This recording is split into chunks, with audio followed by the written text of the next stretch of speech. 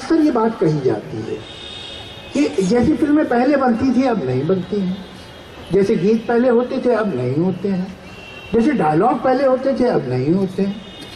सही है, जैसी ऑडियंस पहले होती थी वो भी अब नहीं होती है। ये हवा में नहीं है, कुछ भी हवा में नहीं है। और ये कैसे हो रहा है इस पर हम बात करेंगे। लेकिन मैं आपसे एक बात कहना चाहता हूँ। मैंने उनसे कहा, जिन साहब ने मुझसे कहा, ये गाना एक आदमी ने लिखा है, 2 म्यूजिक डायरेक्टर थे जिन्होंने इसे कंपोज किया, 3 हो गए। एक डायरेक्टर है जिसने इसे लिया, 4 हो गए। 2 एक्टर हैं जिनके ऊपर ये पिक्चराइज हो गया, 5 हो गए। एक कोरियोग्राफर है जिसने डांस सिखाया, 6 हो गए।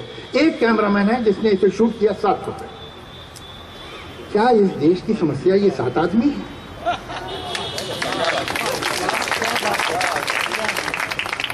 कोई भी ऐसा दौर नहीं हो सकता जब हमारे देश में 7 परवर्टेड आदमी ना हो, 7 वल्गर ऑब्सीन आदमी ना हो।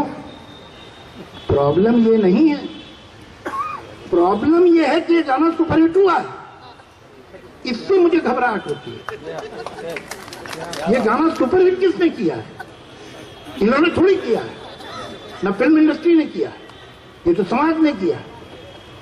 मैं कितने घरों में गया हूं जहां मुझे लोगों ने कहा कि 7 साल की 8 साल की बच्ची, देखिए हमारी बेबी कितना अच्छा डांस करती है गाने पे, और वो दिखाते हैं कि मैं कई बार मेरे साथ उस जमाने में हूं। तो ये कहीं समाज की मोरालिटी में एक टिप आया, और जब उसने रियलाइज किया तो ये गाने बंद हो गए।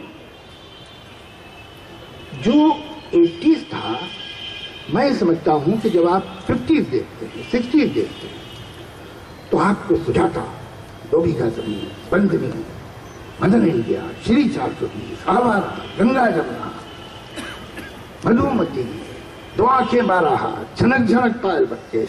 कोई साल ले लीजिए, 20 बरस जो हैं 50s और 60s के, हर साल में हिंदी सिनेमा ने कुछ ऐसी पिक्चरें दी हैं कि आप हैरान हो जाते। ये सिनेमा देखता कौन था? वो कौन लोग थे जो ये सिनेमा चला रहे थे? वो कहां गए? आज ये बात होती है कि भाई ये मल्टीप्लेक्स की फिल्में हैं और ये सिंगल थिएटर की हैं, ये तो भैया छोटे शहर में सिंगल थिएटर में चलेंगी, ये मल्टीप्लेक्स की पिक्चर है। ऐसा नहीं कि उस वक्त बिल्कुल सीमलेस थी फिल्म इंडस्ट्री। मैं जब गया हूं फिल्म इंडस्ट्री में 60s में, तो बड़ा कमाल का सेग्रीगेशन था। आप लोगों को मैं याद दिलाऊंगा तो आपको याद आए। एक तो कहलाती थी सोशल फिल्में, जो कि गुरुदत्त और विमल रॉय और राज कपूर और अमिया चक्रवर्ती और महबूब बनाते थे, और एक फिल्में होती थी वो स्टंट फिल्में कहलाती थी। अच्छा, वो स्टंट फिल्मों की फिल्म इंडस्ट्री ही अलग थी। उसके स्टूडियो अलग थे, उसके डायरेक्टर अलग थे, उसके म्यूजिक डायरेक्टर अलग थे, उसके हीरो हीरोइन अलग थे। वो एक अपने अंदर एक दुनिया थी। और वो सारी स्टंट फिल्में वहां बना, रंजन होते थे, कामरान होते थे, फिर दारा सिंह आ गए थे, फिर चित्रा थी एक हीरोइन, उससे बहुत पहले वो थी फियरलेस नाडिया हंटर वाली, जान काउस। ये एक पूरी अपने अंदर दुनिया थी। नाडिया ने किसी भी सो कॉल सोशल फिल्म में काम नहीं किया। जान काउस को आपने किसी सोशल फिल्म में नहीं, रंजन को किसी सोशल फिल्म में नहीं देखा होगा। ये एक अलग दुनिया थी। रंजन बहुत बड़ा स्टार था उसका। Ranjan was one film star perhaps in India who once had a aircraft.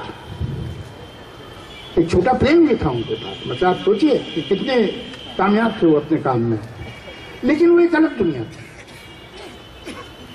और ये सिनेमा जो है ये मिडिल क्लास अप्रिशिएट करता था। वो एक आपको जो मैं वर्ड दिलाऊंगा तो जो उम्र में थोड़े से बड़े लोग हैं उनको याद आएगा कि चवन्नी वाली ऑडियंस।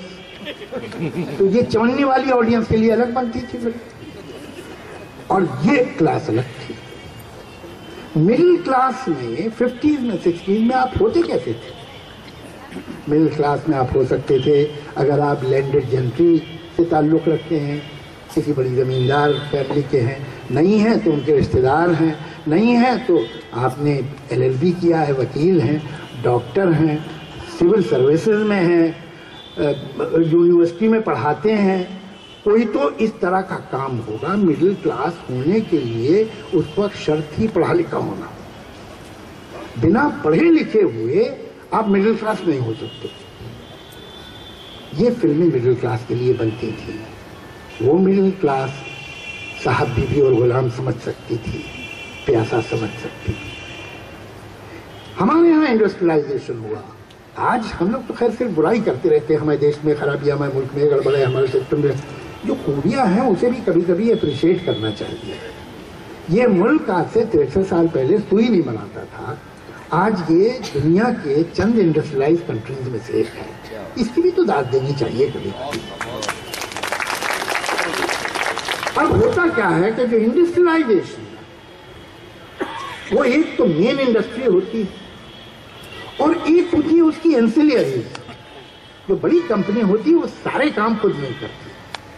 अब एक बहुत बड़ी साइकिल की दुकान बन रही है साइकिल, तो उन्होंने एक आदमी को कहा कि एक काम करो, ये जो साइकिल के पहिए में छर्रे पड़ते हैं ये तुम बनाया करो और हम तुम्हें इतना पैसा देंगे, इतने लाख हमें पाउंड छर्रे चाहिए हर महीने।